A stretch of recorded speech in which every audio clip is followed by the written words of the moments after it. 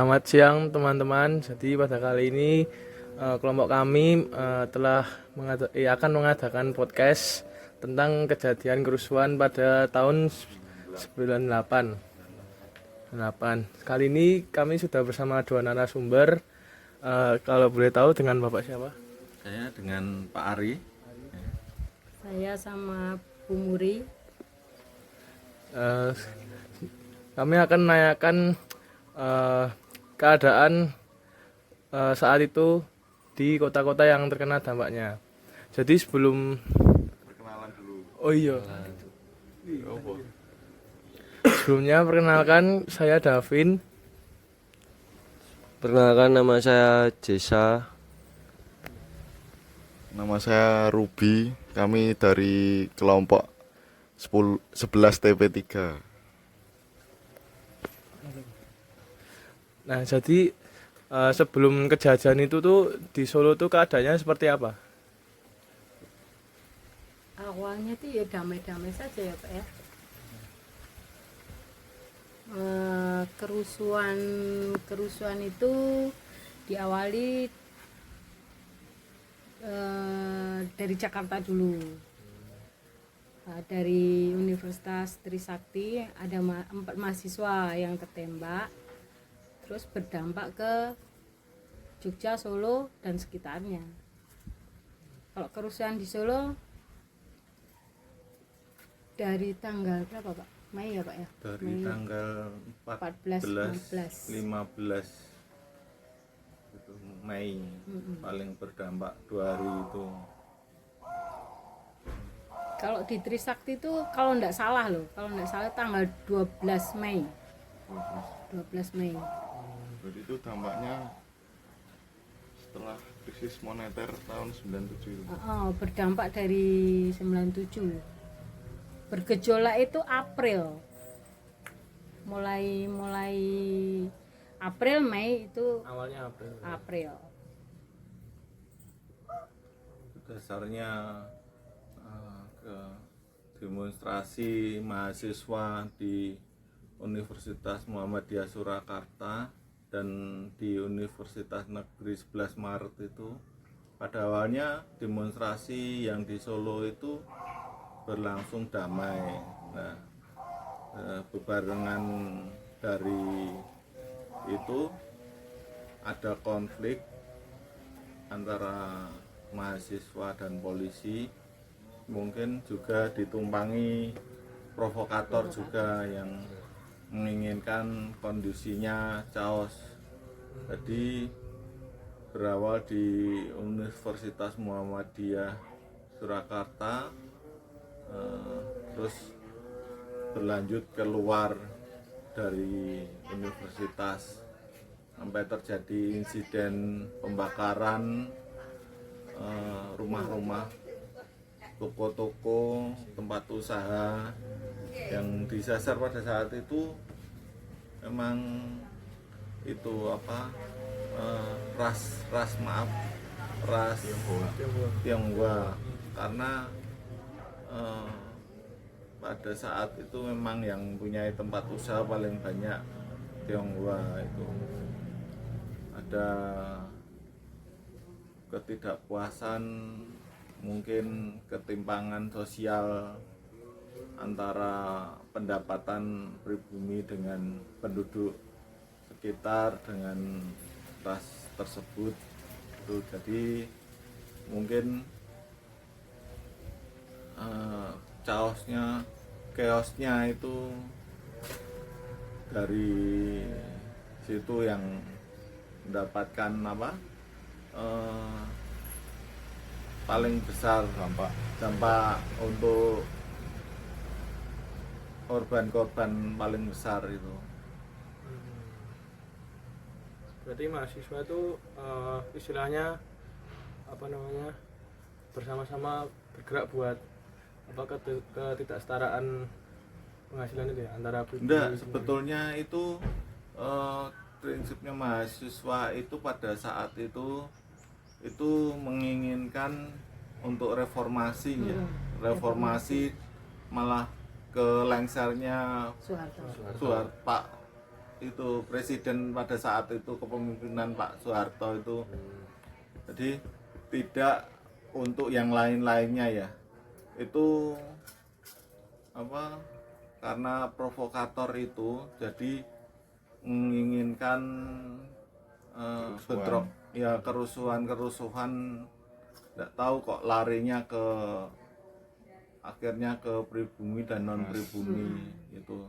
Jadi pada saat itu malah bentroknya ke antar ras ya, bukan malah ke kalau di kita nalar kan harusnya ke pemerintahan pada waktu itu mungkin, tapi ini berhubung mungkin sudah ditumpangi kepentingan yang lain, akhirnya jatuhnya malah ke ras yang paling parah itu, sampai mengakibatkan eksodus itu. Mungkin pada waktu itu Tionghoa, tapi agama yang lain juga berpengaruh itu pada saat itu, bentrokan 14-15 Mei itu. Jadi pada saat itu Anda posisinya masih pelajar atau Saya mahasiswa. mahasiswa? Ya pelajar ya Pak. Saya masih SMA, lulus Itu kelas di 3. Semarang. Ya, saya posisi di Semarang tapi orang tua di Solo. Jadi saya mengikuti perkembangan berita gitu, memantau kondisi-kondisi, karena pada saat itu, pada saat kejadian itu semua jalan telah diblokir. Kondisi yang sudah di dalam Solo itu tidak bisa kemana-mana ya, sudah Tertutup, pendemo. ya di rumah saja gitu. Orang tua saya ya di rumah. Pada saat itu komunikasi tidak seperti saat ini. Pada saat itu ya sudah berita ya dikirim, kalau ada telepon lewat telepon gitu. Radio. Kita pantau, dengar lewat radio, televisi gitu. Beritanya kalau lewat itu kan mungkin agak telat beritanya yang terupdate gitu. Terus dampaknya bagi pelajar dan mahasiswa itu Ya semua buntu ya Pak ya. Nggak ada yang masuk. Bukan diliburkan ya. Itu memang nggak bisa, karena itu polisi di sekitar kampus. Polisi di sekitar kampus, dan yang di ini pendemo kayak mahasiswa yang terlibat di situ dicari memang. Kebetulan kan saya di Jogja. Kalau situasi persisnya di Solo saya kurang tahu. Saya waktu itu di Jogja. Dan kebetulan saya ikut barisan pendemo mahasiswa. Itu. pengalaman yang paling berkesan itu apa waktu itu? Berkesannya gas air mata di mana-mana. Itu rusuh banget ya. Rusuh. Tapi tidak serusuh di Solo ya. Kalau di Jogja itu tidak sefrontal di Solo. Sana itu damai. Maksudnya ya demo tapi dikendalikan sama sultannya. Berarti yang dampaknya paling parah itu Hmm. Solo itu. Itu di Gejayan. Di antara Jalan Slamet Riyadi ke UMS. Universitas Negeri 11 Maret itu, sampai paling parah itu di sekitar Singosaren itu, karena titik kumpulnya di daerah Singosaren. situ ya. Itu pada saat itu memang saya nggak berani waktu masih gegeran itu, kita tanggal 14-15 itu nggak berani untuk datang ke Solo. Saya tahu karena posisinya begitu, mungkin begitu rumit kalau kita kita lihat orang tua juga mewanti-wanti jangan ke Solo dulu gitu. Tapi setelah itu seminggu 2 minggu setelah kejadian saya beranikan diri naik motor ke Solo gitu. Saya namanya waktu itu anak SMA, penasaran lihat situasi seperti apa toh yang dibakar itu antara toko-toko gitu. Banyak sekali ya itu toko, terus bekas-bekas mobil yang dibakar, jalan raya, meskipun saat itu sudah mobil-mobil yang terbakar sudah disingkirkan, tapi lihat di bekas-bekas kebakaran di aspalnya itu terlihat sangat jelas. Ya banyak di toko-toko dibakar itu di Police Land gitu, sangat terlihat sekali. Kondisinya 2 minggu itu masih mencekam juga karena jalan-jalan masih terlihat sepi, karena transportasi macet, lampu, nggak bisa jalan, Oh, nggak ada pos-pos transportasi. pos-pos polisi, lampu lalu lintas itu dibakar semua gitu. Itu semua habis gitu. Kejadiannya tuh berlangsung lama apa? Kalau kejadiannya cuma 2 hari, 2 hari. 2 hari. Tapi dampaknya, Ya, efeknya yang terjadi itu loh setelah itu. kerugiannya besar ya. oh Efeknya besar. tuh maksudnya penjarahan gitu. Iya, Ya, efek ekonominya. Jadi misal orang punya usaha, dia punya karyawan, itu apa? Otomatis kan usahanya tutup. Ya. Itu jadi karyawannya menganggur. Ekonomi tidak berjalan karena toko-toko pada saat itu tutup. Imbasnya kelihatannya lebih dari 1 tahun itu karena trauma dari para pengusaha itu mau berusaha lagi tapi nanti takut ada kerusuhan lagi. kerusuhan ya gitu. Ini penyebab kerusuhan itu provokator itu. Ya, Ya, ya provokator. ya bisa dari provokator, juga mungkin dari pengalian ke isu lain gitu. Seperti itu. Nanti kasusnya sama kayak yang baru-baru ini yang terjadi itu, yang ojol dilindes Polisi. mobil polisi. Terus Ya. semuanya seluruh Indonesia. Ya kasusnya nah kalau dulu mulai dari tragedi Trisakti itu ya penembakan mahasiswa 4 mahasiswa. Trisakti. Jadi para mahasiswa itu punya apa itu Kayak namanya, punya solidaritas gitu loh, ya solidaritas gitu. untuk menuntut lah keadilan untuk temennya itu tadi. Nah, Nah, yaitu reformasi itu. lebihnya ke itu ya apa krisis ekonomi tahun 97 itu ya, Ya, memang berdampak dari situ. dari Berdampak krisis dari situ. ekonomi. Terus berlanjut ke awalnya April terus Mei. Ya. 2 Lebih ke April. krisis 2 April. ekonomi itu, terus ada kepentingan politik mungkin yang menginginkan lengsernya Soeharto, kepemimpinan Soeharto, sehingga terjadi ketidakpuasan Rakyatnya yang tidak puas. mahasiswa, terus didukung sama rakyat Rakyatnya. juga. Setelah lengser itu apa suasananya langsung reda atau? Ya enggak. Belum reda Ya itu. belum reda. Sampai Pak Harto Harto. turun tangan. Resminya, Pak.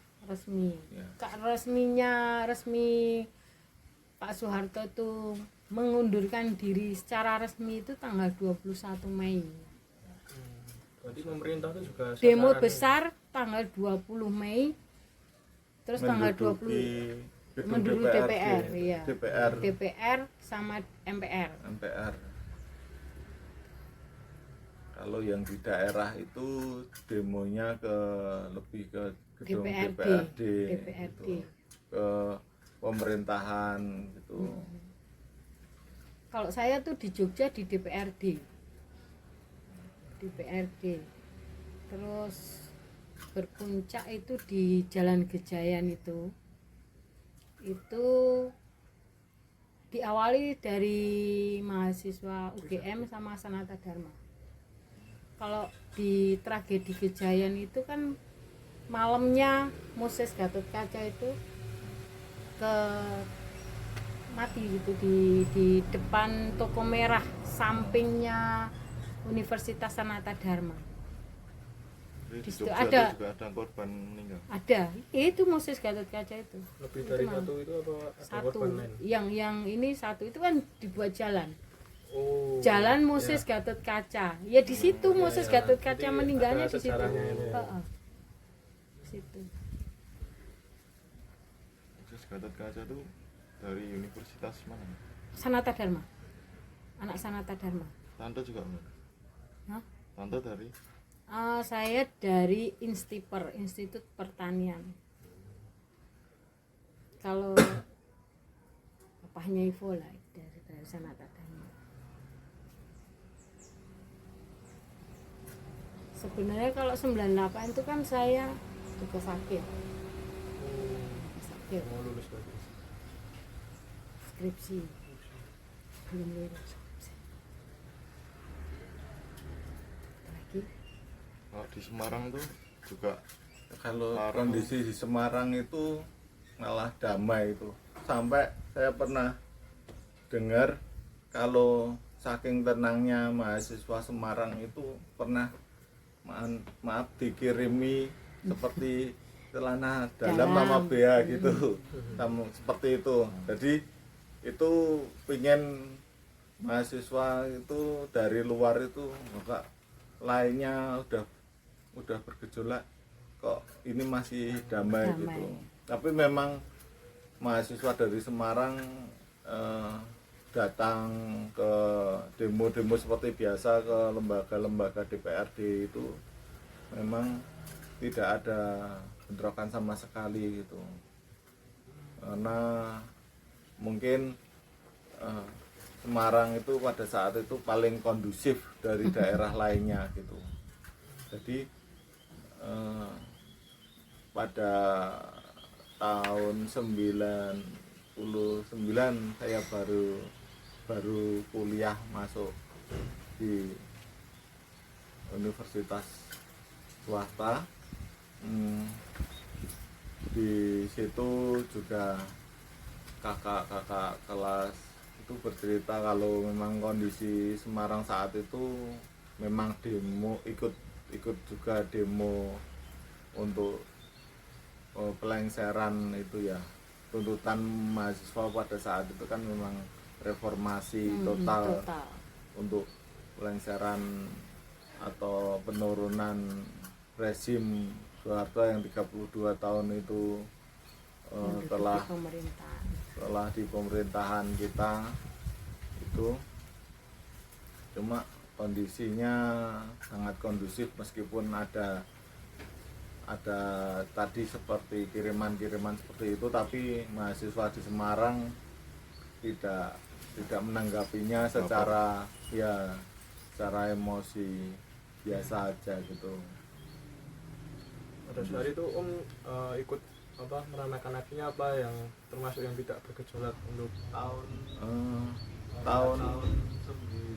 9 sebetulnya itu tahun 1999 itu masih demo-demo juga, karena saya mahasiswa baru dari kakak kelas juga menginginkan untuk semua mahasiswa itu juga mendukung.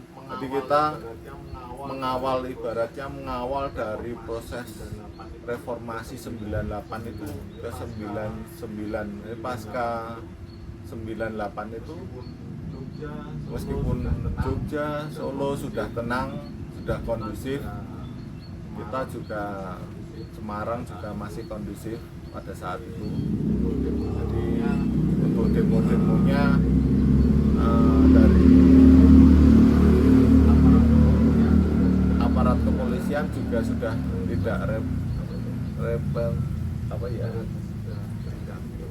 sudah tidak begitu keras gitu loh untuk menjaga demonya. Dampaknya tuh masih terasa sampai sekarang apa nggak? Kerusuhan. Kalau sekarang itu dampak dari COVID ya Pak. Dampak Kalau sekarang dampak dari COVID. mungkin kalau Karena yang pemulihan ekonominya kan belum ini. kalau dampak psikologis mungkin yang ada ya yang trauma, mungkin pelaku kejadian atau korban pada saat itu. Sebenarnya tragis yang 98 ya Pak. Iya. Kalau ini kan kalau yang sekarang kan karena dampak COVID itu perekonomian jatuh kurang stabil kan dari situ. Kalau yang 97 98 sampai 2000 ya Pak. 2000 Nah, 98 itu sampai itu sudah kembali ke posisi mau normal itu ke pemerintahan Presiden B.J. Habibie itu. Jadi pada saat B.J. Habibie menjabat itu sudah posisi dolar itu sudah turun, ekonomi stabil itu karena terbentuk kepercayaan dari negara-negara lain di luar Indonesia itu sudah berani untuk menanamkan investasinya ke kita. Dampaknya tahun 98 itu paling enggak sekitar tahun 2001 ya. ya Pak Habibie jabat itu. Iya. Kalau untuk dampak psikologis ya bawa ke korban-korban itu, keluarga korban itu. Karena kan kalau 98 itu bukan hanya perekonomian jatuh terus kerusuhan, itu kan ada pemerkosaan dan pembunuhan juga. Iya. Korbannya masih trauma. Ya pasti. Apalagi yang Chinese itu kan yang punya anak gadis kan diperkosa, ada yang dibunuh. Tetangga saya Klaten itu juga ada. Sama toko-toko sepeda itu dijarah sampai sepedanya itu dibakar semua. Efek dari krisis ekonomi 97 itu. Jadi pada saat itu memang kondisi ekonomi untuk rakyat ekonominya sudah mana ya, mungkin untuk makan juga susah. Karena ini Pak, itu tahun 97 itu nggak panen. Itu nggak panen. Itu yang nggak membuat yang membuat ekonomi Iya, Indonesia hancur itu iya, pada nggak panen. Karena ya korupsi juga itu pemerintahannya gitu. Nggak panen, korupsi banyak, harga naik. Memang penyebabnya dari pemerintah Iya. itu. Tahun 98 itu kan yang itu KKN itu korupsi, kolusi, nepotisme yang dituntut oleh mahasiswa pada saat itu tuntutannya. Karena kabinetnya Soeharto itu kabinet keluarga. Iya. Kabinet keluarga. Kabinet keluarga itu gimana? Kabinet keluarga itu Kolusi itu. keluarganya dijadikan pemerintahan. Di sini keluarga. Keluarga ini. Keluarga. Nepotisme itu yang diartikan nepotisme itu Keluarga. jadi dia mengangkat keluarganya untuk dijadikan ke dinas-dinas yang lain gitu, perusahaan BUMN gitu, tentunya seperti itu nepotismenya. Terus pesan-pesannya buat anak-anak muda yang tidak mengalami masa-masa itu untuk sekarang. Terus belajar. Jangan puas sampai di situ tok. Terus berprestasi. Nakal boleh, tapi sewajarnya. ini ya mungkin anak-anak muda itu cenderung lebih ke mempunyai kemampuan teknik ya. Jadi kalian itu lebih punya skill, kemampuan untuk akademis. Jadi kalau di luar itu berani bersaing dengan yang lainnya, tidak malu akan pekerjaan apapun, terus selalu rendah diri. Jadi misal kalian bekerja di luar itu mengelas ya dilakukan secara niat, terus jangan malulah pekerjaan itu kan semua di bidang yang kalian pelajari gitu. Jadi sebisa mungkin juga menjaga nama baik sekolahan, akademisi gitu. Setiap yang kalian lakukan itu kalian pelajari dengan baik. Jadi nanti kalau misal kalian punya skill yang lebih baik lagi, kalian bisa bekerja di luar dengan kemampuan yang telah dimiliki. Anak muda saat ini itu jarang sekali yang mempunyai keahlian teknik gitu. Soalnya dari setiap mungkin pribadi lain itu seringkali pasti mereka kalah dengan kemampuan tekniknya, karena yang dipelajari dari mereka itu kadang pelajaran akademis yang harusnya dikuasai disepelekan, mulai serius dengan apa yang kalian pelajari. Misal di PKL banyak sekali pelajaran teknik yang dipelajari. Ya, saya mungkin bisa menyarankan kuasailah 1-2 bidang pelajaran itu, tidak usah banyak-banyak. Yang penting 1-2 bidang itu kalian mampu, kalian aplikasikan di skill kalian gitu. Jadi itu yang saya sarankan untuk anak-anak PKL, mengejar kualitas ya, bukan kuantitas. Ya sebenarnya tuh kualitas dan kuantitas tuh penting gitu. Apalagi anak-anak zaman sekarang itu harusnya lebih pintar dari kita anak-anak zaman 70-an 80-an harusnya lebih pintar. Karena apa? Semua sarana dan prasarana itu sudah tersedia gitu loh. Sudah dicari. Ya. Terus jangan lupa adab itu dipakai. Kamu pintarnya seperti apa kalau adab enggak dipakai? Nol. Dimanapun kalian berada, adab dipakai. Kalau dulu itu ada pelajaran budi pekerti. Kalau sekarang kan nggak ada. Ini kalau di Tarakan itu ada ya, itu karakter. Pendidikan karakter. Pendidikan karakter. Tuh.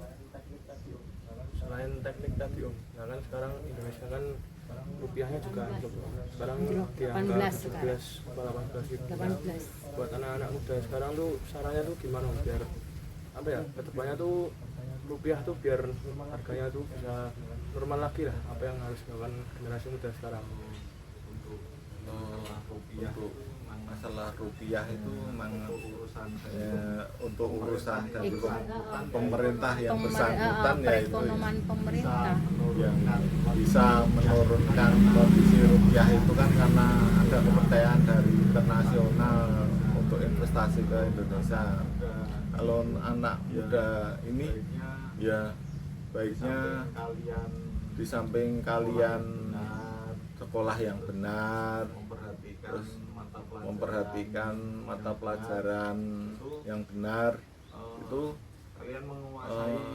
kalian menguasai bidang-bidang ya nggak usah banyak-banyak lah, yang penting misal bisa welding ya kuasai welding itu sampai benar-benar kalian punya skill ngelas sampai halus, sampai bagus gitu. Dan nanti yang bisa menilai itu orang ya itu yang akan mempekerjakan kalian besok itu. Sekarang misal kemampuan untuk ngelas itu nggak semua orang bisa dikuasai, tapi kalau kalian sudah bisa menguasai kemampuan satu itu pasti akan dicari di lembaga-lembaga atau dunia kerja, pasti membutuhkan itu semua. Karena SMA dan SMK itu beda. Ya, SMK itu kalian memang dipersiapkan untuk bekerja, beda sama yang SMA. Untuk SMA lanjut ke kuliah teknik ya, taruhlah teknik ya, sama-sama ke mesin. Terus kalian dari SMK ke kemampuannya juga beda iya, itu. ke kuliah itu kecepatan anak SMK sama SMA beda, penguasaannya beda. Makanya itu SMK itu sebenarnya lebih menang satu langkah dibanding SMA. Kalau baca teori gampang, kita baca langsung. Kalau anak teknik loh ya, kalau anak SMK baca urutannya cara kerjanya gini, oh iya siap, langsung bisa. Kalau anak SMA ada yang bisa, ada yang enggak, gitu loh. Kecepatannya tanggapnya lebih tanggap anak SMK, karena teman saya seperti itu dari SMK dan SMA. Aku sendiri dari SMK. Nek dulu bukan SMK ya, dulu tuh STM dulu. Tuh, teknik. Jadi sekian podcast kami yang membahas tentang peristiwa tahun 98 ini.